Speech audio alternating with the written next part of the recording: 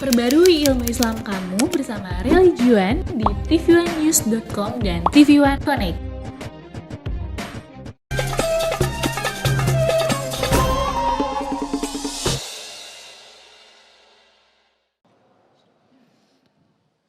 A'udzu billahi minasy syaithanir rajim.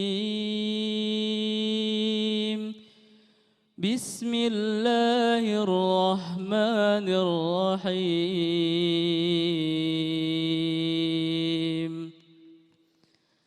Ya ayyuhalladzina amanu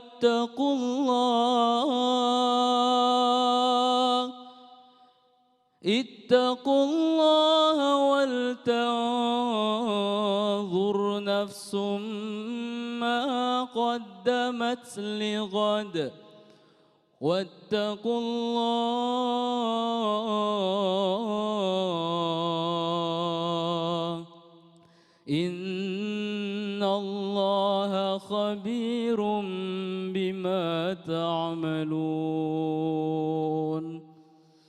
ولا تكونوا كالذين نسوا الله فأنساهم أنفسهم أولئك هم الفاسقون لا يستوي أصحاب النار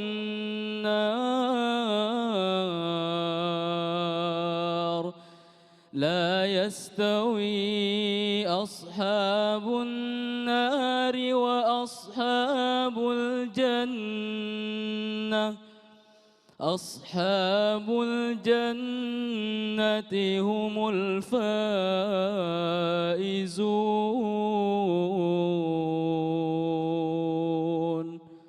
صدق الله العظيم.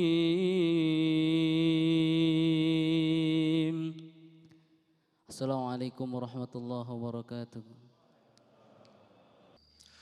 Assalamualaikum warahmatullahi wabarakatuh.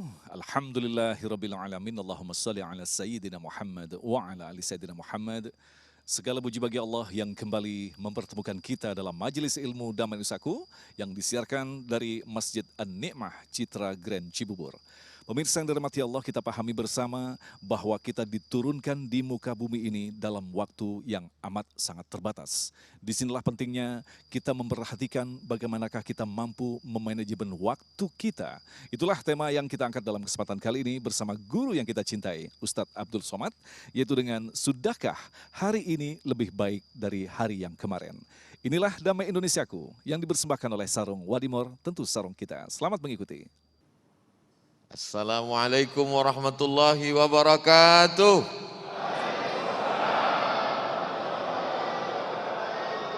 Apa kabar semua jamaah, sehat?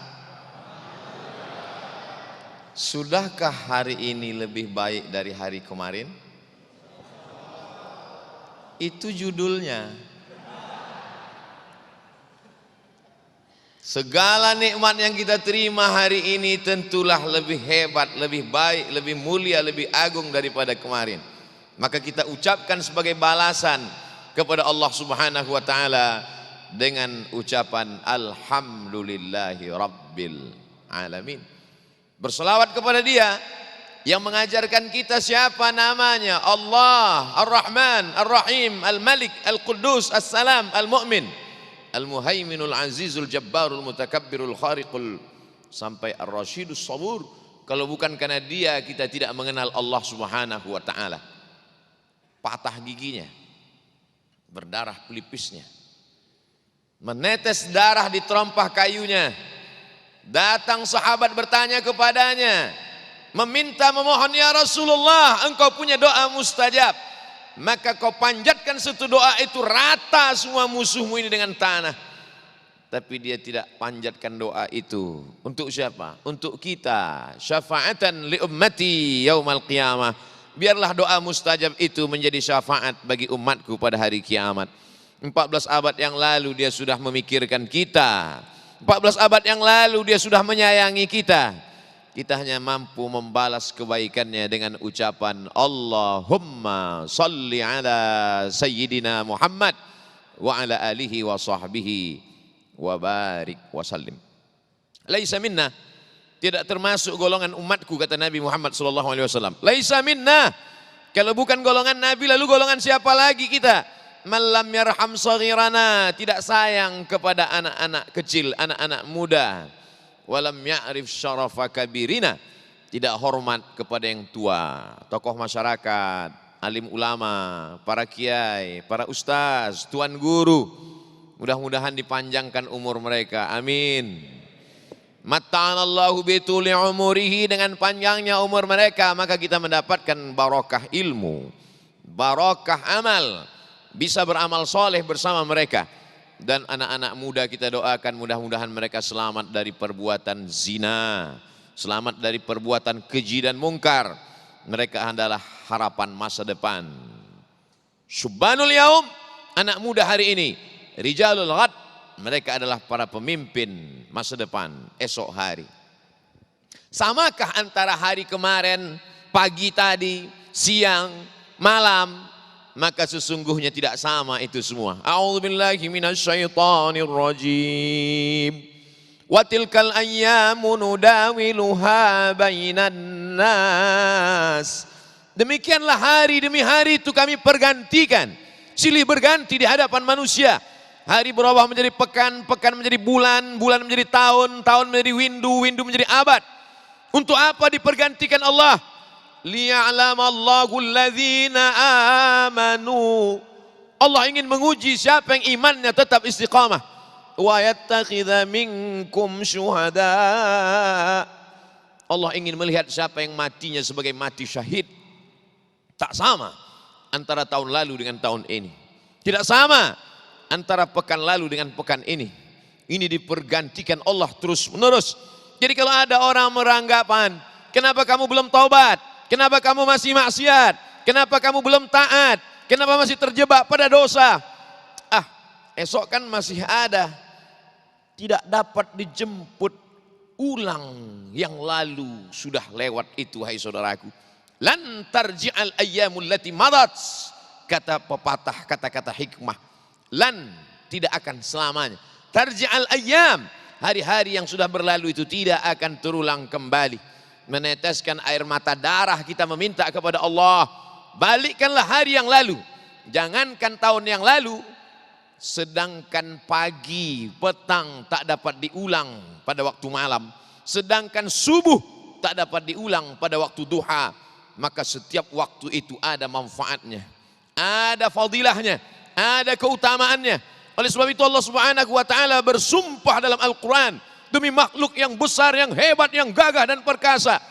Wasyamsi wa du'aha, demi matahari. Wan najmi idza hawa, demi planet-planet, bintang-bintang. Wal qamari, demi bulan. Tapi ada saatnya Allah bersumpah demi hari-hari, demi waktu. Bukan demi hari Senin, Selasa, Rabu, Kamis, tapi demi waktu yang ada di dalam hari-hari itu. Allah bersumpah menunjukkan dia besar, dia hebat, dia tanggung jawab yang akan dituntut di hadapan Allah Subhanahu wa taala. Dari mulai fajar Allah bersumpah, wal fajri wa layalin ashr. Masuk waktu subuh Allah bersumpah, was subhi idza tanaffas. Naik matahari setinggi sepenggalah Allah bersumpah, wadduha wal laili idza saja. Pada waktu siang matahari panas terik Allah bersumpah, wan nahari idza tajalla. Pada waktu petang matahari condong Allah bersumpah, wal asri innal insana lafi khusr. Pada waktu malam Allah bersumpah dua kali, wal laili idza saja wal laili idza yaghsha. Tidak boleh ada waktu yang lewat tanpa amal soleh. Tidak boleh ada waktu yang berlalu tanpa kebaikan. Karena pertanyaan yang pertama yang akan ditanya di hadapan Allah, la tus'alunna yauma idzin 'anin na'im. Kamu pasti akan ditanya tentang apa? Naim, semua kenikmatan. Adakah yang mampu menghitung nikmat Allah Subhanahu wa taala? Wa in ta'uddu ni'matallah. Kalau kamu mau hitung nikmat Allah, la tuhsuha. Kamu tak akan sanggup untuk menghitungnya. Ada yang sanggup menghitung berapa kedipan mata, berapa tetesan darah yang dicuci buah pinggang, berapa hembusan nafas dari paru-paru, berapa detak jantung, berapa lintasan pikiran, berapa. Tidak ada yang sanggup menghitung itu semua. Dan memang kita tidak dituntut untuk menghitungnya. Kita hanya mensyukuri nikmat Allah. Syukuri nikmat hari. Di awal hari yang paling afdal adalah wabil ashari hum yastaghfirun. Pada waktu sahur, pada waktu menjelang subuh, mereka memperbanyak istighfar kepada Allah Subhanahu wa taala. Astaghfirullah. Bagus. Astaghfirullahalazim alladzi la ilaha illa huwal hayyul qayyum wa atubu ilaih. Lebih bagus. Alangkah indahnya ketika kita mampu mengucapkan Allahumma anta rabbi la ilaha illa anta khalaqatani wa ana abduka wa ana ala ahdika wa wa'dika mastata'tu a'udzubika min syarri ma sana'tu abu'u laka bi ni'matika alayya wa abu'u bi dzambi faghfirli fa innahu la yaghfiru dzunuba illa anta. Di antara sekian banyak yang akan ditanyakan, tapi pertanyaan yang paling mendasar, la tazulu qadama 'abdin, kaki manusia tidak akan bergeser, dia akan tetap tegak berdiri menjawab pertanyaan-pertanyaan Allah Subhanahu wa taala. Hatta yus'al an arba', sampai ditanya 4 pertanyaan. Ada bocoran soal dari Nabi Muhammad SAW supaya kita bersiap apa yang akan kita jawab. Berapa hartamu? Nanti. Apa jabatanmu? Nanti. Pertanyaan pertama yang akan ditanya adalah an umrihi fima afna. Umur, kemana saja kau habiskan? Umur, usia. Umur, waktu. Setiap detik, setiap menit, setiap jam, setiap hari akan ada reportnya, akan ada tanggung jawabnya di hadapan Allah Subhanahu wa taala. Ishma syi'ta. Hidup sesuka hatimu. Mau kau isi dengan yang baik, silakan. Tapi ingat, kau akan diminta tanggung jawab di hadapan Allah Subhanahu wa taala. Yang lalu tak dapat diulang. Tapi hari ini ke depan kita isi dengan yang baik-baik. Untuk menebus yang masa lalu, teteskanlah air mata penyesalan. Mudah-mudahan Allah mengampuni dosa-dosa, dosa karena tidak mensyukuri nikmat waktu. Pemirsa yang dirahmati Allah, alhamdulillah kita telah mendapatkan sebuah pemahaman bahwa banyak sekali Allah bersumpah dengan menggunakan waktu-waktu tertentu. Disinilah pentingnya kita memahami bahwa kita wajib untuk memanajemen waktu sebaik-baiknya karena kelak itulah yang akan diminta pertanggungjawabannya. Lantas bagaimanakah semestinya kita mampu mengisi waktu yang sangat terbatas ini? Selepas pesan-pesan berikut ini, Damai Nusaku yang dipersembahkan oleh Sarung Wadimor, tentu sarung kita.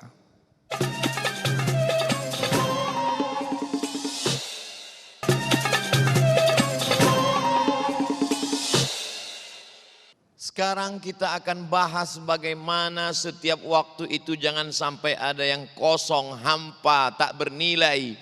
Seperti orang yang memanen padi menguning di tengah sawah. Oh, indahnya. Begitu benih padi disemai tumbuh hijau. Setelah itu ditanam hujan deras. Lalu kemudian cantik padi menguning. Selamat dari hama, selamat dari wabah, selamat dari wereng. Rumput-rumputnya sudah dicabut, dipanen, petani bahagia luar biasa. Tapi alangkah kecewanya ketika ternyata dibuka satu persatu padi itu hampa kosong. Tidak ada berasnya di dalam. Kenapa? Begitulah agaknya kekecewaan. Kita selalu diajak, hayya 'alal falah.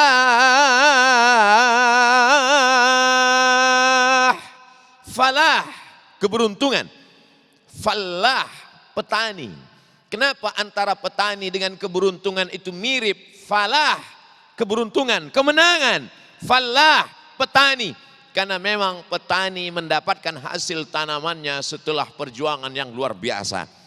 Sawah itu dibajak, benihnya ditanam, dijaga dari musuh, dipasang keliling pagar, dari mulai tikus, musang, sampai burung-burung, sampai akhirnya dia berbuah. Tapi kemudian kekecewaan datang. Begitulah agaknya orang yang mendapatkan usia tapi tidak bernilai di hadapan Allah Subhanahu wa taala. Rumah, tempat kerja, warung kopi, minum-minum sejenak, hidup dengan permainan. Maka kita diingatkan, innamal hayatud dunya, sesungguhnya kehidupan itu la'ibun, hanyalah permainan semata. Walahwun, hanyalah senda gurau. Semua permainan akan berakhir, ada masa puasnya, jenuh. Semua senda gurau akan berakhir. Tertawalah terbahak-bahak sampai masanya kau akan muak, bosan, dan kau akan menghadap Allah Subhanahu wa taala. Maka jangan sampai ada yang kosong. Bagaimana kita mengisinya dengan baik? Diawali dari bangun tengah malam. Wa minal laili, dari sebagian malam. Fatahajjad, bangunlah, lawan kantukmu, lawan tidurmu. Yang paling afdal sepertiga malam. Jadi kalau malam itu diawali pukul 8 setelah Isya, karena itu baru bisa tahajud. Tahajud baru boleh dilaksanakan setelah Isya. 9, 10, 11, 12, 1, 2, 3, 4. Kalau di Jakarta pukul 4 sudah azan. Kalau di Pulau Sumatera pukul 5. Hanya perbedaan beberapa jam saja. Tapi lebih kurang demikian cara pembagiannya. Maka dibagilah sepertiga malam antara jam 12, jam 1, jam 2. Inilah waktu afdal paling utama. Tapi kadang kita kesulitan, kalau bangun jam 2 nanti akan tidur lagi. Kalau dia tidak tidur nanti akan sulit besok bekerja. Maka paling tidak ini alternatif terakhir. Bangunlah pukul 3. Karena masih ada 60 menit menjelang azan subuh berkumandang. Mandi, bersihkan diri. Ada terapi mandi subuh. Katanya kalau mandi malam itu nanti akan kena penyakit rematik. Betul, setelah maghrib. Tidak dibenarkan. Tapi kalau setelah berlalu tengah malam, jam 1, jam 2, justru afdol, sehat, fresh. Setelah mandi, berwudu. Setelah berwudu, sholat sunat wudu 2 rakaat. Apa amalmu wahai Bilal? Sami'tu dafana alaika baina yadayya fil jannah. Aku dengar suara gesekan sendalmu di surga. Apa amalmu wahai Bilal? Bilal menjawab, aku tidak pernah meninggalkan sholat sunat 2 rakaat setelah wudu. Bagi yang pakai talaffuz bin niat, usolli sunnatal wudu raka'ataini lillahi ta'ala. Bagi yang tidak melafalkan niat di mulut, cukup dalam hati saja. Allahu Akbar. Jangan dipermasalahkan. Inilah yang membingungkan saya, Ustaz. Ustaz satu mengatakan lafalkan di mulut untuk menguatkan hati. Ustaz yang satu mengatakan jangan dilafalkan di mulut, itu menambah-nambah ibadah, bid'ah. Terus sampai hari ini belum saya laksanakan dua-duanya, Ustaz. Pilih salah satu. Ini antara khilafiyah, sepele, remeh-temeh saja. Substansinya adalah mengisi waktu di waktu malam kita melaksanakan ibadah kepada Allah. Salat sunat 2 rakaat. Ayatnya faqra'u ma tayassara minal Qur'an. Bacalah ayat apa yang mudah bagimu dari Al-Qur'an. Kebetulan dekat musim puasa Ramadan, ingat ayat ya ayyuhalladzina amanu kutiba alaikumus shiyamu kama kutiba alal ladzina min qablikum la'allakum tattaqun. Kebetulan dekat musim haji. Wa atimmul hajja wal umrata lillah.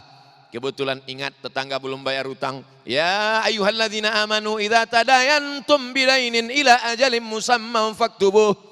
Kamu kalau tengah malam apa yang selalu kamu ingat? Qul huwallahu Pak Ustaz. Ya udah baca itu aja. Ya Rasulullah, ya ini ada sahabatku. Siapa namanya? Qatadah bin Nu'man. Mengapa dia? Qatadah bin Nu'man setiap malam kalau dia sholat ayatnya Qul huwallah. Rakaat kedua Qul huwallah. Rakaat ketiga Qul huwallah. Sampai subuh ayatnya Qul huwallah terus. Kata Nabi SAW, innaha la ta'dilu thulutsal Qur'an. Satu Qul huwallah sama dengan sepertiga Al-Quran. Berarti dia sudah menghatamkan Al-Quran berkali-kali. Silakan bacakan Qul huwallah. Maka ini keutamaan yang luar biasa. Kata jamaah, inilah dalil yang kami tunggu selama ini, Ustaz. Menguatkan keyakinan kami tentang Qul huwallah. Takbir. Qul huwallah pun pakai takbir juga.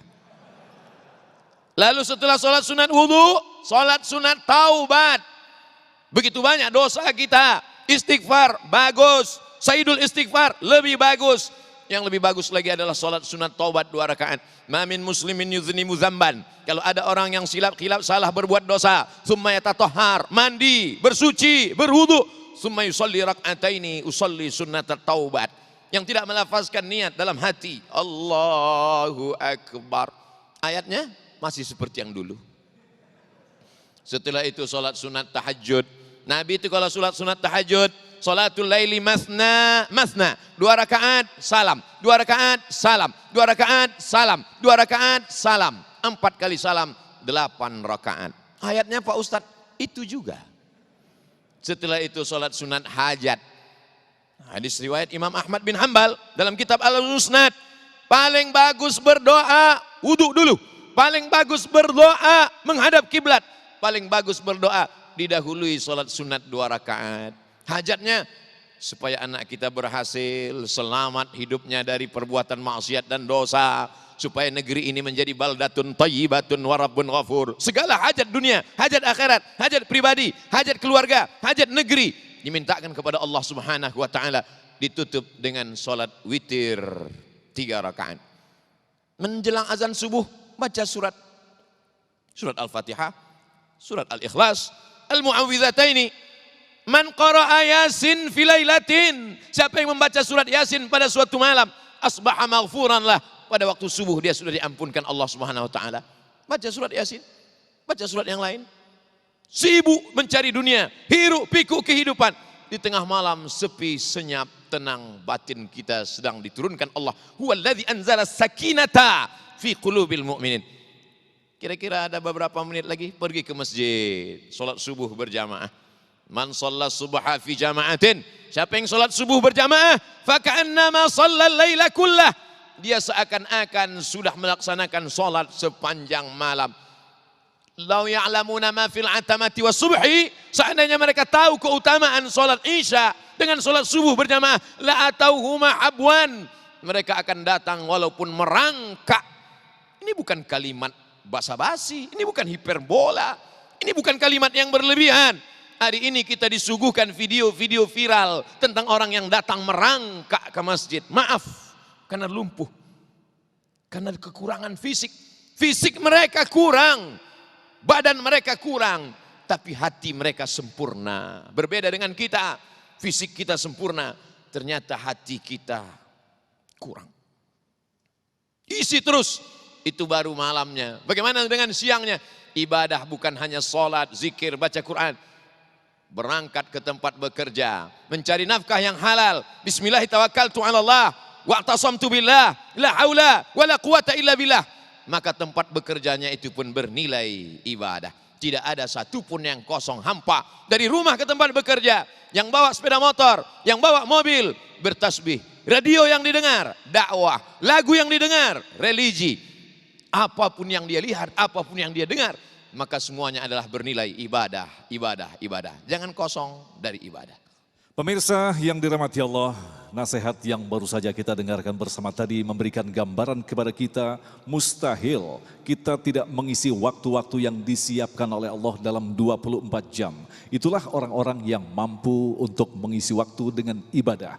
Dan sesungguhnya di setiap masa, di setiap zaman, dan di setiap tempat Allah menurunkan utusannya kepada umat-umat tertentu untuk mengingat pentingnya waktu. Selepas pesan-pesan berikut ini, damai Indonesiaku.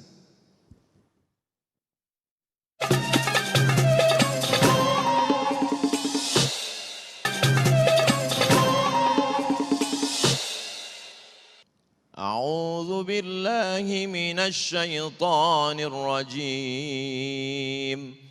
Walikulli qaumin had.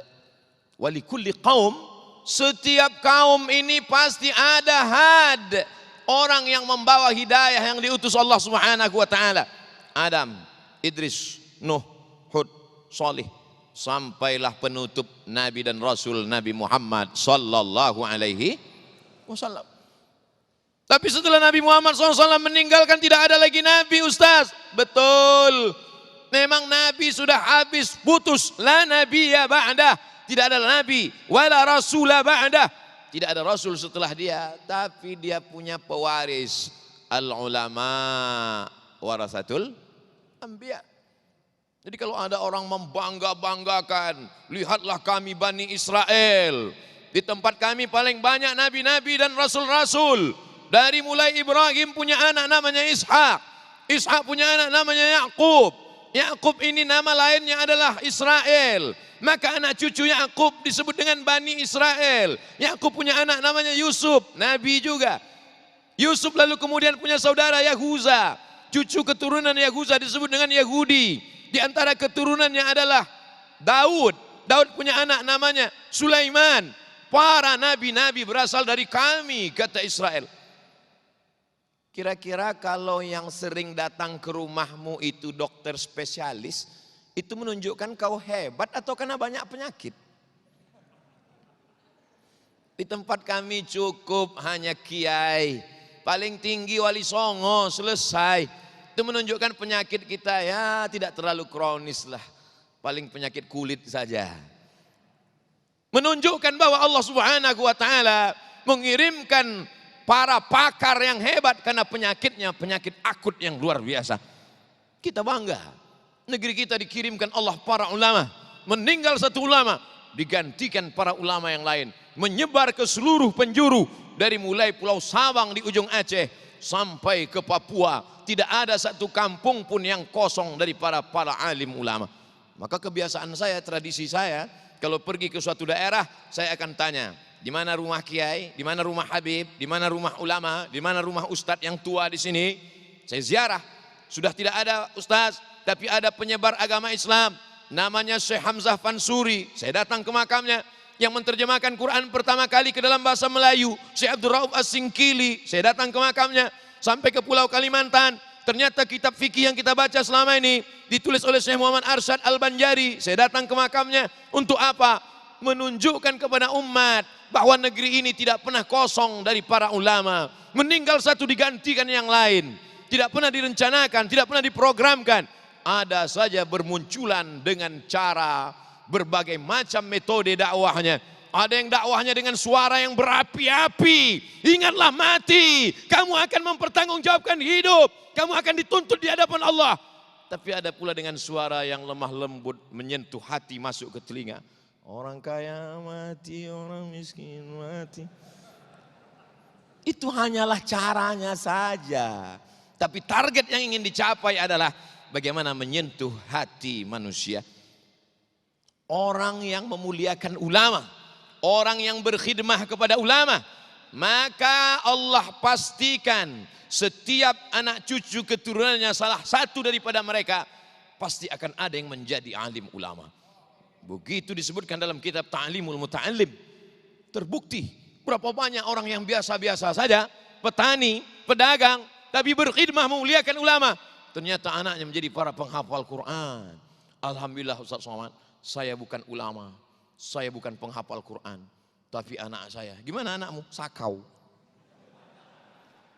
Kita serahkan ke pondok pesantren, TK Quran, SD Quran, SMP Quran, SMA Quran. Setelah pendidikan dasar, terserah dia mau jadi apa.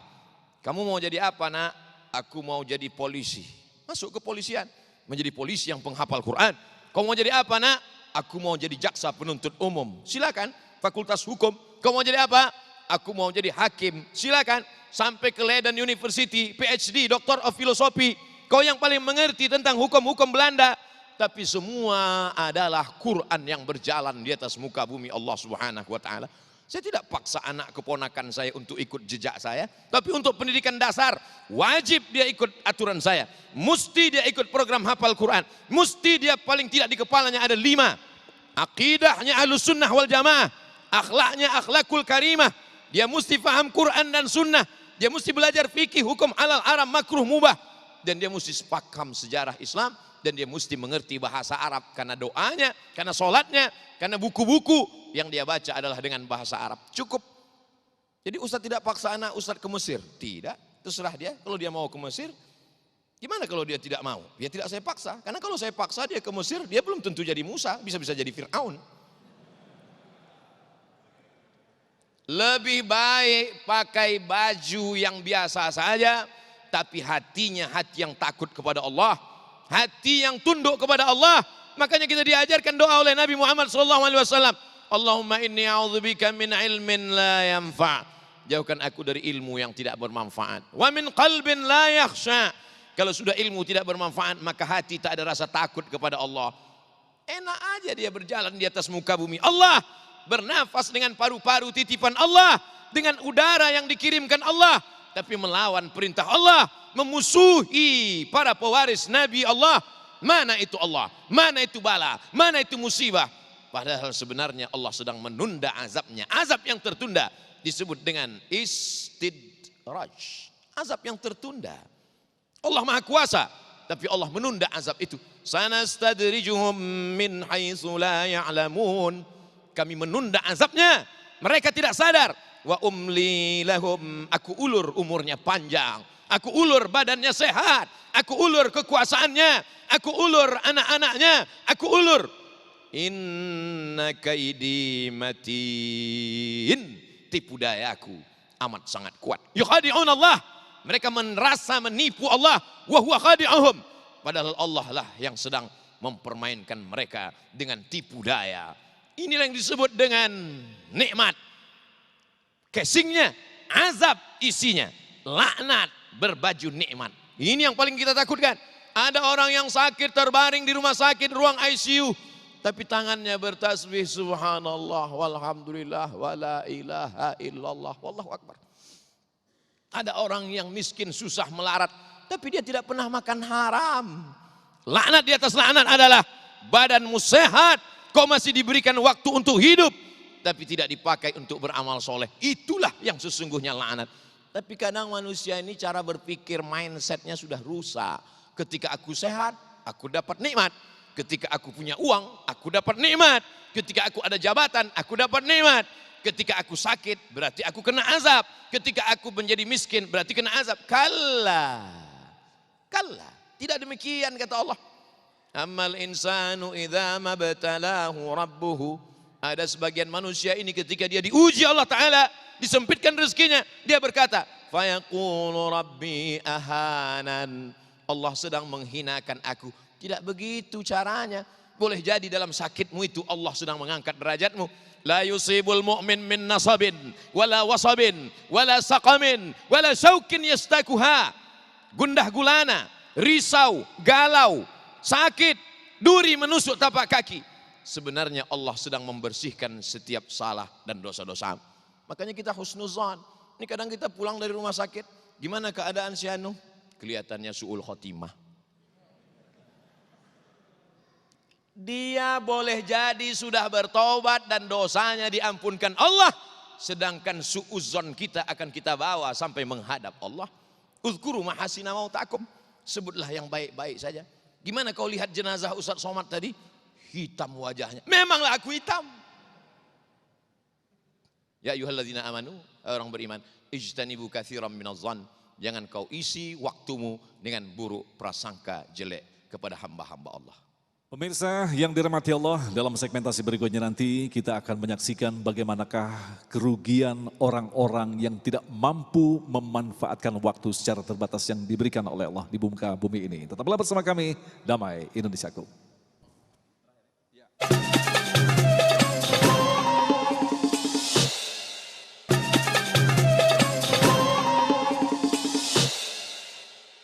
Marilah kita antar jenazah ini ke tempat peristirahatannya yang terakhir. Kata orang yang melepas jenazah. Yang ngasih tahu bahwa dia akan istirahat terakhir itu siapa? Justru itulah azab yang pertama dia rasakan, azab kubur. Setelah itu dia akan meniti titian siratal mustaqim. Dibangkitkan di padang mahsyar dalam keadaan kering kerontang, tidak ada naungan, tenggelam karena keringatnya, akan dihisab, dihitung segala amalnya. Mana nikmat itu? Nikmat hanya bagi orang yang sempat beramal amal soleh. Jadi kematian bukan istirahat saudaraku, kematian bukan akhir dari segalanya. Justru kematian itulah garis start awal dari segalanya. An-nasu niyam, kata Sayyidina Ali, manusia ini semuanya tidur. Walamma matu intabahu, ketika mereka mati, keluar roh dari jasad, intabahu, mereka pun baru tersadar. Nabi Yunus alaihi salam ditelan oleh ikan. Dia di dalam perut ikan itu. Apa yang dilakukan Nabi Yunus alaihi salam? dia gerakkan kakinya. Ketika dia lihat kakinya bergerak, di situ dia sadar bahwa dia masih hidup dan dia langsung bersujud. Dan apa kata dia? La ilaha illa anta subhanaka inni kuntu minaz zalim. Makanya nanti kalau malam pertama kali gerakkan kaki. Kalau masih bergerak, alhamdulillah. Kalau pada waktu malam kau buka mata masih nampak jam dinding, melompatlah dari tempat tidur, ambillah wudhu. Kalau suatu malam kau terbangun buka mata karena handphone masih berbunyi, bangunlah. Ada masanya nanti ketika kau terbangun gelap, tiba-tiba kau dengar suara marabbuka. Saat itu apa yang akan kau katakan? Laula akhartani ila ajalin qarib. Berilah aku tenggat masa waktu tambahan walaupun hanya sejenak, sesaat, semenit, sedetik ya Allah. Kalau aku beri engkau kehidupan tambahan, kau mau apa? Fa'asaddaqa, aku mau bersedekah. Wa akum minas salihin. Aku mau bersedekah, aku mau wakaf tanah masjid, aku mau makmurkan masjid. Umur tidak bisa ditambah. Umur bukan isi ulang. Umur bukan paket. Idza jaa ajaluhum, kalau ajal sudah sampai, la yastakhiruna sa'atan, tak dapat ditunda walau sesaat, wala yastaqdimun, tak pula dapat dimajukan walaupun sesaat. Sampai masanya matamu yang selama ini tidak melihat neraka jahanam. Mana malaikat Malik itu? Mana neraka itu? Mana malaikat maut itu? Sombong, angkuh, gagah, perkasa karena hidup di atas muka bumi Allah. Sampai masanya kau akan tua. Sampai masanya kau akan sakit. Sampai masanya kau akan mati. Mana Fir'aun? Mati. Mana Qarun? Mati. Mana Bal'am? Mati. Mana Namrus? Mati. Semua akan menghadap Allah Subhanahu wa ta'ala. Sampai masanya matamu akan melihat neraka Allah, mendengar azab Allah.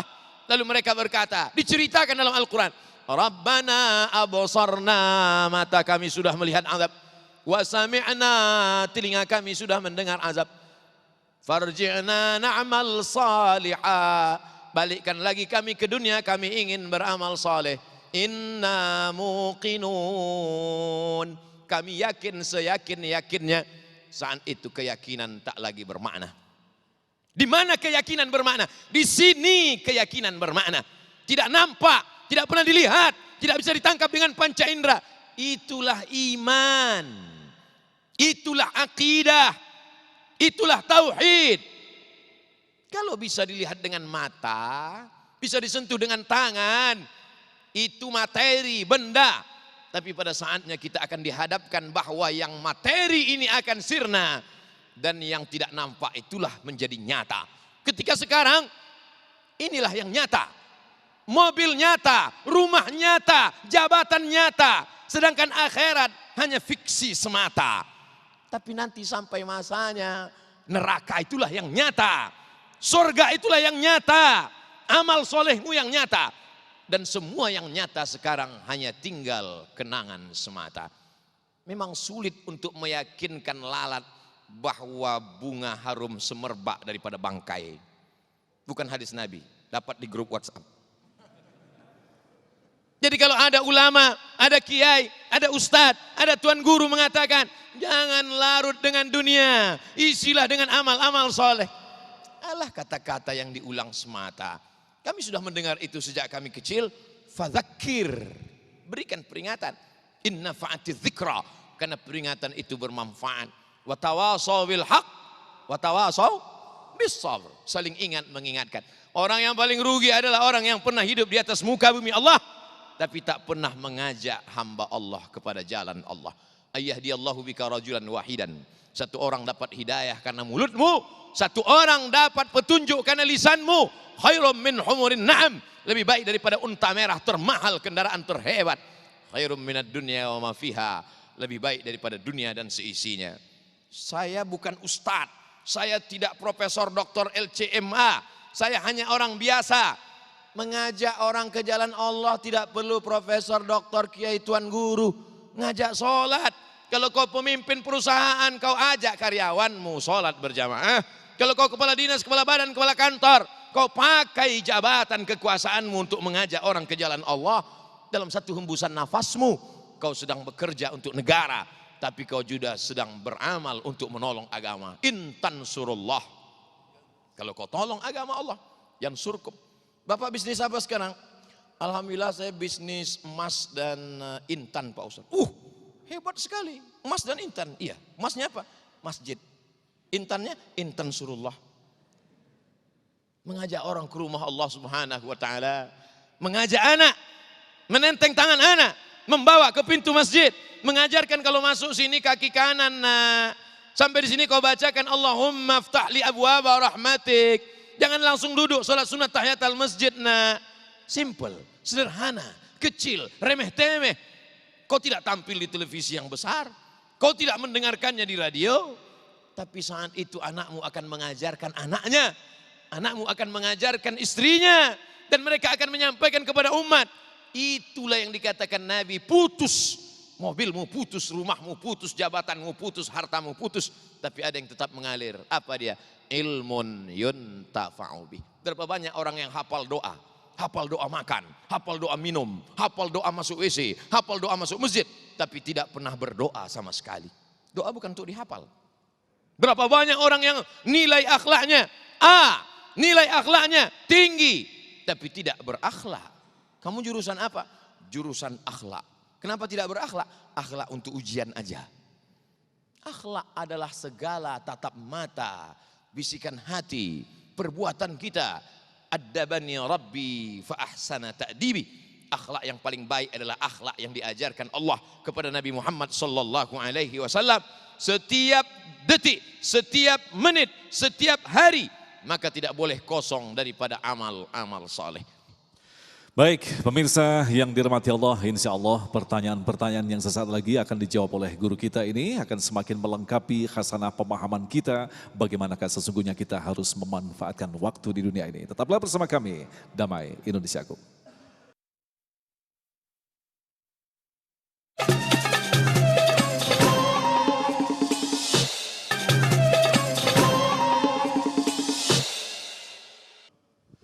Baik, terima kasih pemirsa, Anda masih bersama kami Damai Indonesiaku yang mengangkat tema yang sangat menarik sekali berkaitan dengan waktu. Benarkah hari ini lebih baik daripada hari yang kemarin?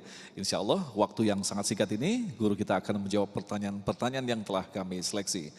Ustadz, mohon penjelasan, apakah tolak ukur seorang lebih baik dari hari kemarin? Apa tolak ukur standar penilaian kita bahwa orang ini lebih baik daripada hari kemarin? Apakah karena pendapatannya bertambah? Apakah karena jabatannya tinggi? Apakah karena badannya sehat? Bukan. Lalu apa standarnya? Ketika dia istiqamah. Innalladzina qalu rabbuna Allah. Orang yang berkata Rabbku Allah, summa istaqamu, istiqamah dia.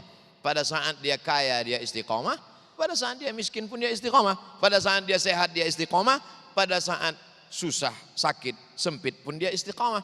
Maka itulah standar. Tapi kita sulit istiqomah kalau tidak berjamaah. Inna syaitan, sesungguhnya syaitan, ya isa'an ya'udahul musallun. Syaitan sudah putus asa untuk menggoda orang sholat, tapi dia menanamkan walakin fit tahrish, ditanamkannya permusuhan di antara orang yang sudah berjamaah. Maka yang pertama adalah taubat, setelah itu menjaga istiqomahnya, dia mesti berjamaah, setelah dia berjamaah insya Allah istiqomah, dan berakhir dengan husnul khatimah. Itulah standar orang. Man kana yaumuhu khairum min amsihi, siapa yang hari ini lebih baik daripada hari kemarin, fahuwa rabih, dia orang beruntung. Man kana yaumuhu mithla amsihi, hari kemarin sama saja dengan hari ini, fahuwa khasir, dia orang rugi. Man kana yaumuhu syarrun min amsihi, hari ini lebih jelek, lebih parah, lebih buruk dari hari kemarin, fahuwa mal'un, jadilah anak Allah Subhanahu wa taala. Mudah-mudahan kita semua adalah hamba-hamba yang istiqomah. Baik, kita lanjutkan lagi berikutnya Ustadz. Dalam makna apa istilah hari ini lebih baik dari hari esok sedangkan segala peristiwa sudah ditulis dan ditentukan kadar-kadarnya oleh Allah? Memahami konsep takdir, maka umat ini banyak melepaskan ayat-ayat takdir dari kehidupan Nabi Muhammad sallallahu alaihi wasallam. Jangan lepaskan ayat dari konteksnya, tapi lihatlah bagaimana Nabi dan sahabat memahami takdir. pada tahun kedua hijrah, perang Badar. Nabi naik kuda 150 km dari kota Al-Madinah Al-Munawwarah menuju lokasi perang Badar. Apakah Nabi hanya duduk dan tidur saja? Ketika ditanya oleh sahabat, ya Rasulullah, kita nggak ada usaha. Nggak usah usaha, udah tertulis di Lauhil Mahfuz kita menang kok. Nggak begitu, penuh dengan strategi. Nabi memilih tempat berkemah dekat oase, tempat air. Kenapa di dekat oase? Karena kalau kita berkemah di dekat tempat oase persediaan air, berarti kita sudah menang 1-0. Karena musuh pasti kehabisan air, haus dan dia kalah. Pagi-pagi Nabi habis sholat subuh langsung berbaris, menyusun barisan. Disusun barisan di tempat terbitnya matahari. Supaya apa? Karena kalau menyusun barisan di terbit matahari, musuh di sana, maka mata musuh akan silau, kalah 2-0. Lalu kemudian diamati, diintai. Mereka pasti mencari air. Malam itu ada di antara musuh yang mencari air. Tangkap, tanya dia, berapa jumlah kamu? Kata yang mencari air itu, saya tidak tahu jumlah tentara kami berapa, karena kami cuman tukang masak, koki. Berapa yang kambing dipotong? Berapa onta yang disembelih? Dia sebutkan sekian. Lihatlah cerdasnya Nabi Fatanah. Dari jumlah kambing dan onta yang dia sebut, Nabi bisa tahu berapa jumlah pasukan. Siap. Dan dari mulai Isya sampai subuh, Nabi berdoa mengangkat tangan. Ketika Nabi SAW berdoa, lalu kemudian jatuh sorbannya. Biasanya kita kalau sedang berdoa, sorbannya jatuh, pasti kita ngurus sorban dulu. Apalagi kalau handphone bunyi. Tapi Nabi apa yang dia lakukan? Ketika dia sedang berdoa, maka Nabi SAW membiarkan sorbannya itu jatuh. Sampai datang Abu Bakar Siddiq meletakkan sorbannya ke pundak. Hasbuka, cukuplah itu wahai Rasulullah. Artinya apa? Seimbang antara usaha dan ikhtiar. Tak tahukah Nabi apa yang tertulis di Lauhil Mahfuz? Dia tahu. Allah kasih tahu. Jibril beritahu. Dia sedang mengajarkan umat ini jangan berserah kepada takdir. Karena kita tak tahu apa yang akan terjadi besok. Makanya kita disuruh. Inilah kelompok ahlus sunnah wal jamaah. Tetap beriman kepada takdir baik dan takdir buruk. Tapi dia ada nama al-kasbu wal ikhtiar. Adapun orang yang tidak mau berusaha, tidak mau berikhtiar, maka dia kelompoknya kelompok Jabariyah. Ahlul bid'ah wad dhalalah. Jabariyah itu tidak mau berusaha. Mas, nggak pergi cari rezeki, serah sama takdir aja. Kalau ada suami ibu yang seperti ini, jangan marah, jangan ngadu sama ustadz, diamin aja.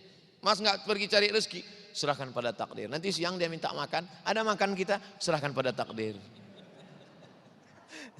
Ustadz, kalau kita kembangkan pertanyaan tentang takdir ini ya, ada beberapa banyak ulama yang mengatakan bahwa takdir ini sifatnya sangat misterius sekali. Bahkan seperti laut yang dalam gelap gulita. Nah, apakah ketika orang memilih takdir tertentu, Allah memang sudah menyiapkan jawaban-jawaban dari takdir-takdir yang dipilih itu?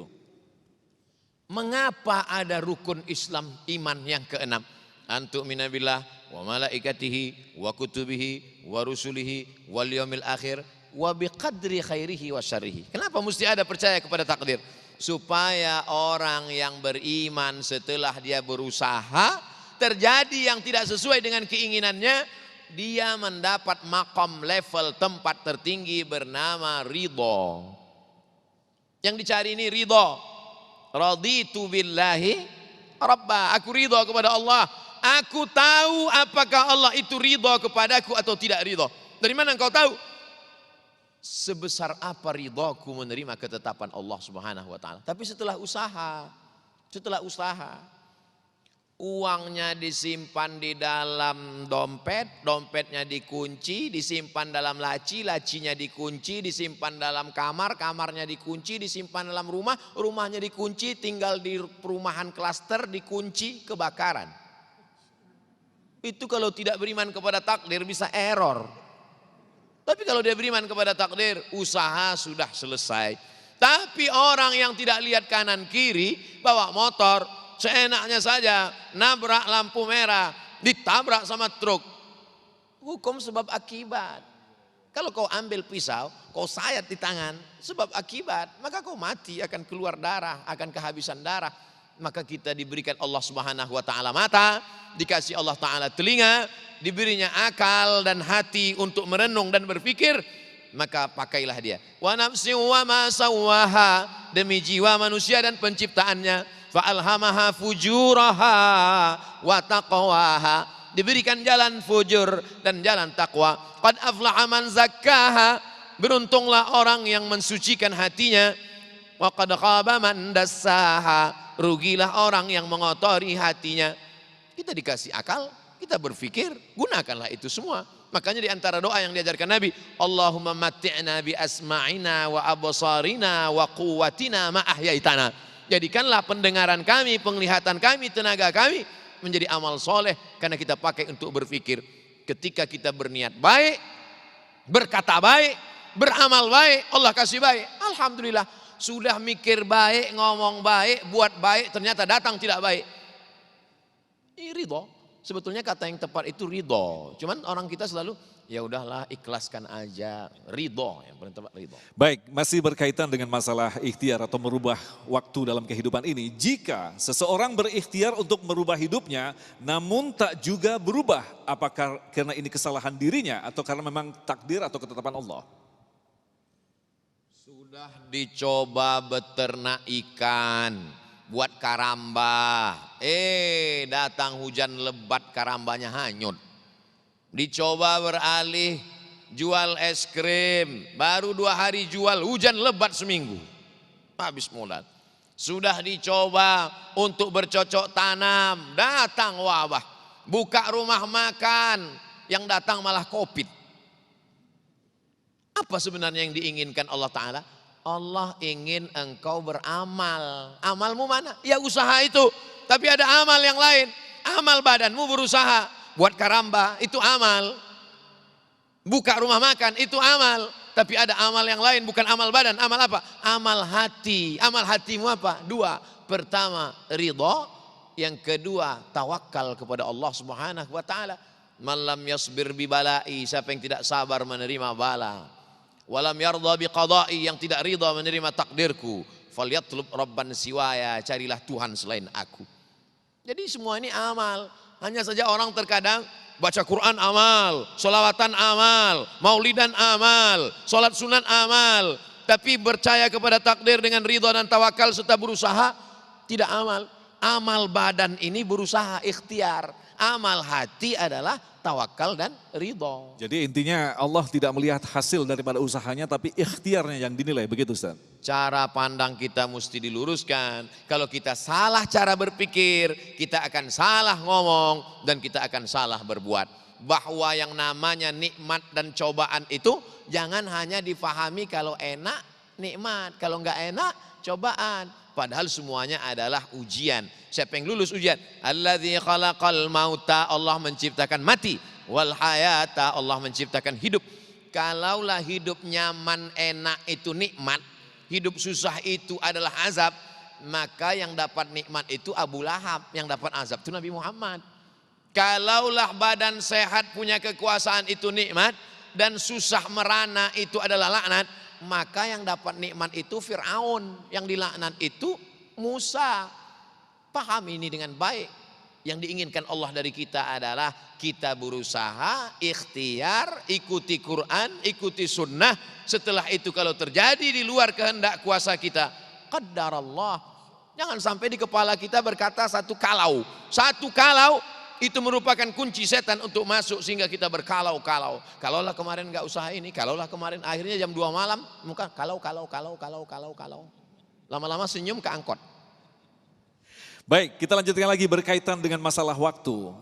Dalam Al-Quran dijelaskan bahwa akhirat bersifat kekal, kholidina abada. Apakah ini bermakna tak ada lagi waktu di sana, Ustaz? Apakah di akhirat itu tidak ada waktu? Ada 2 ayat bercerita tentang waktu. Alfasanatim mimma ta'uddun. Yang satu lagi mengatakan khamsina alfasanah. 1 hari di sana itu seperti 1000 hari di sini menurut hitungan kamu. Berarti di sana ada hari. 1 hari di sana 50.000. Kenapa ada 1 ayat menyebut 1000, 1 ayat menyebut 50.000? Bagi orang beriman beramal soleh itu hanya 1000 saja. Tapi bagi orang yang ingkar kafir pelaku maksiat 50.000. Jadi kalau ada orang beriman mendapatkan nikmat, maka nikmatnya itu seperti 1000 tahun di dunia. Dan orang kafir mendapatkan azab, sakitnya itu 50.000 tahun di dunia. Maka kita beramal saja, ikuti tentuan Quran dan Sunnah, perbaiki hubungan kepada Allah hablum minallah, perbaiki sesama manusia hablum minan nas, ridha. Sudah ada garisnya, sudah ada tuntunannya. Kalau kamu ikut yang dua ini kamu akan selamat. Taraktu fikum amrayni, ku tinggalkan pada kamu dua, in tamassaktum bihima, kalau kamu pegang yang dua ini lan tadillu abada. Kitab Allah Al-Quran wa sunnati, dan sunnah Rasulullah SAW. Kalau nggak paham, al ulama warathatul anbiya. Teknisinya ada, ulama. Juklak buku katalognya ada, Quran dan sunnah Rasulullah SAW. Memahami sendiri dengan terminologi kholidina abada, artinya waktu, yang dikatakan waktu adalah sesuatu yang ada akhirnya, Ustadz. Bagaimanakah memahaminya, Ustadz? Bahwa ada akhir, lalu orang menyebut kalau ada akhirnya berarti ada waktu. Kalau tidak akhirnya berarti tidak ada waktu. Tidak begitu memahaminya. Bahwa walaupun dia tidak berakhir, tapi dia tetap punya hitungan waktu. Tapi yang disebutkan Allah dalam Al-Quran, bahwa nanti kamu merasakan di sana itu seperti 1000 tahun, seperti 50.000 tahun. Ada taman-taman, jannatin tajri min tahtihal anhar, mengalir sungai-sungai. Ada makanan-makanan, wa kawa'iba atsraba wa ka'san dihaqa, ada cawan-cawan. Apa dalam hadis qudsi dikatakan? A'dattu li'ibadiyas salihin, aku siapkan untuk hambaku yang soleh. Mala a'yunun ra'at, sesuatu yang belum pernah dilihat mata. Wala udhunun sami'at, sesuatu yang belum pernah didengar telinga. Wala khatara ala qalbi basar, sesuatu yang belum pernah terlintas di hati manusia. Berdebat kita hari ini tentang masalah, satu mengatakan ada waktu, yang satu mengatakan tidak ada waktu, hanya karena perbedaan mendefinisikan waktu. Yang satu mengatakan kalau ada akhirnya berarti ada waktu, kalau tidak ada akhir tidak ada waktu. Ternyata kita sudah melakukan sesuatu yang habaan mansura, seperti debu ditiup angin. Maka kita memahami Allah katakan ada waktu, satu waktu di sana seperti sekian ribu waktu di sini, menunjukkan ada hari-hari. Dan Allah Ta'ala mengatakan kita akan kekal selamanya di sana. Tapi ibarat membeli buku, maka di belakang buku itu ada preface 100 halaman, diceritakan dalam satu halaman. Mustahil, tidak mungkin. Itu hanyalah gambaran saja. Bagaimana hakikatnya di sana nanti belum pernah terlihat mata, belum pernah terdengar telinga, belum pernah terlintas di hati manusia. Ustaz Somad katanya bidadari itu kalau minum kopi kelihatan hitam. Enggak. Belum pernah terlihat mata. Wallahu a'lam. Saking beningnya begitu, Ustaz. Baik, selanjutnya bagaimanakah mampu beristiqomah di zaman yang semakin banyak ujian dan tantangan, sedangkan kita diwajibkan untuk terus-menerus memperbaiki diri, Ustaz? Kalau ujiannya 100 halaman, simple aja, itu namanya S1, skripsi. Tapi kalau ujiannya 200 halaman, berat, ada 3 profesor di depan, itu namanya tesis S2. Tapi kalau sampai 300 halaman, 7 profesor yang menguji, ini namanya disertasi. Jadi kalau kita diuji dengan ujian yang berat, kita husnuzon sama Allah. Berarti Allah ingin kita disertasi. Ana inda husni zonni abdi bi. Aku menurut prasangka hambaku kepada aku. Jadi kalau begitu cara berfikirnya, kita tidak akan pernah kecewa dengan apa yang diberikan Allah Subhanahu wa taala. Kecewakah Nabi Ayyub alaihissalam dengan berbagai macam penyakitnya? Anaknya meninggal, onta, lembu, sapi, kambingnya mati dalam satu sapuan sekali. Likuifaksi yang sedang dialami Nabi Ayyub alaihissalam. Satu-satunya yang menemaninya istrinya, sampai akhirnya kulitnya berulat. Lalu kemudian dia pun tidak meminta kepada Allah. Tidak ada Nabi Ayub meminta, ya Allah sembuhkan aku sudah sakit. Enggak ada. Nabi Ayub cuma berkata, Rabbi anni massaniyad dur. Rabbi ya Allah, anni sesungguhnya aku, massaniyad dur, aku kena penyakit ya Allah. Wa anta arhamur rahimin. Itu saja yang dia katakan. Nabi Yunus, tak ada Nabi Yunus berkeluh kesah di dalam itu. Ya Allah matilah aku ini dimakan ikan ini. Enggak. Nabi Yunus hanya berkata, La ilaha illa anta, subhanaka inni kuntu minaz zalimin. Maka sesungguhnya mereka adalah orang-orang yang ridho menerima ketetapan Allah Subhanahu wa taala. Maka segala yang kita hadapi di dunia ini adalah tidak di luar kuasa Allah. Kalau ada orang yang tidak menerima itu, ini bukan masalah akhlak, ini bukan masalah moral, ini masalah tauhid. Tauhidnya rusak kepada Allah SWT. Allah yang memberi engkau umur, Allah yang memberi engkau harta, Allah yang memberikan engkau kuasa, Allah itu juga yang membuat engkau sakit. Itulah yang terselip dalam Asmaul Husna, huwad darru an-nafi'u. La inni jitama'atil ummatu, berkumpul orang di dunia ini, ala ayyadurruka bisyai'in. Mereka mau membunuhmu, mereka mau memudaratkanmu. La yadurruka, mereka tidak akan mampu illa qad kataballahu alaik, kecuali sudah ditetapkan Allah Subhanahu wa taala. Baik, terima kasih Ustadz Abdul Somad yang telah memberikan begitu banyak nasihat yang sangat bermanfaat bagi kita bersama. Insya Allah apa yang kita dengarkan bersama kali ini menjadi bahan bagi kita untuk terus menerus memperbaiki kualitas keimanan kita. Tetaplah bersama kami, Damai Indonesiaku.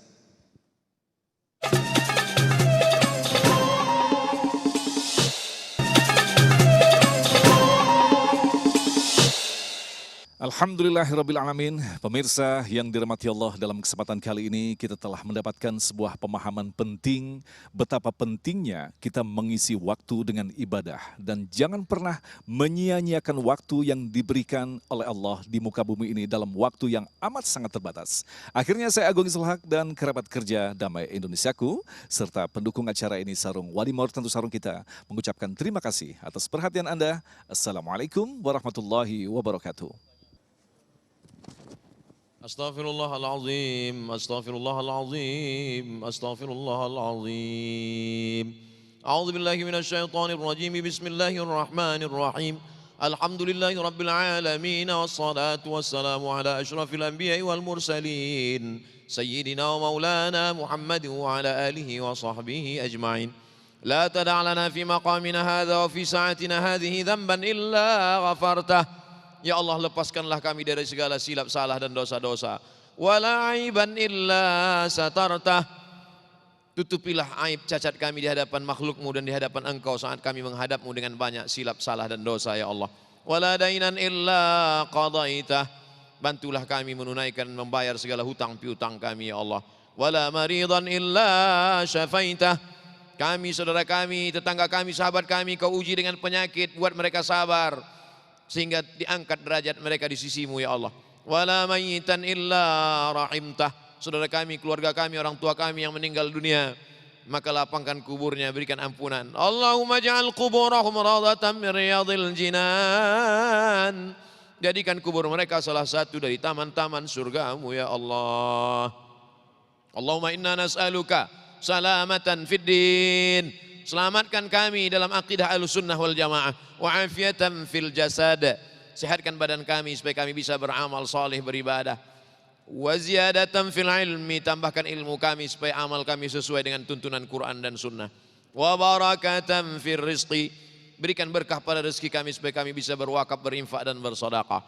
Wa taubatan qablal maut, berikan kami taubat sebelum mati, ya Allah. Wa rahmatan indal maut, curahkan rahmatmu ketika kami mati, ya Allah. Wa maghfiratan ba'dal maut, berikan kami ampunan sesudah kami mati. Allahumma hawwin alaina fi sakaratil maut, ringankan kami ketika melewati sakaratul maut. Wan najata minan nar, selamatkan kami dari api neraka. Wal afwa indal hisab, maafkan seketika amal kami dihisab, dihitung di hadapan-Mu, ya Allah. Rabbana hab lana minas salihin, jadikan anak kami anak-anak yang saleh dan salihah, min huffazil Quran wal hafizat, menjadi para penghafal Quran, minal mujahidina fi sabilika bi amwalihim wa anfusihim, mereka akan menolong agamamu dengan harta dan nyawa mereka. Mereka adalah anak-anak yang terbangun di tengah malam saat kami tak lagi berada di dunia ini. Mereka berdoa, Rabbana ighfir lana dzunubana wa liwalidayna warhamhuma kama rabbayana shaghira. Allahumma arzuqna al-istiqamata ala syariatil warra wa tariqatil bayda, berikanlah kami istiqamah di jalan yang lurus, agama yang benar ini, ya Allah. Allahumma ja'al akhira kalamina inda intihai ajalina, jadikan akhir kalam kami ketika ajal kami sampai, saat malaikat maut mencabut nyawa kami, saat itu kata yang terakhir dari mulut kami, la ilaha illallah Muhammadur Rasulullah sallallahu alaihi wasallam. Rabbana atina fid dunya hasanah wa fil akhirati hasanah wa qina adzaban nar. Wa sallallahu ala sayyidina wa maulana Muhammad wa ala alihi wa sahbihi wasallam. Walhamdulillahi rabbil alamin.